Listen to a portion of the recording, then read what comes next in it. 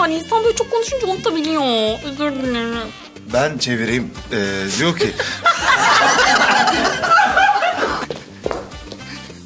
Burası da çok kalabalık. Ne kalabalığı ya, karanlık. Ayak numarası? 38. Yok artık, benim parmağım 38 gelir ya. Maksat çocuklarımızın Torbasında bir çorba buldum. Benden günah gider. Bitirmezseniz benden günah gelir. Maksat çocuklarımızın çorbasında bizim de bir tudum... Selin söyle bakayım, benim en sevdiğim yemek ne? En sevdiğim. Hayalet mi? Lan! Korkuttun ya beni.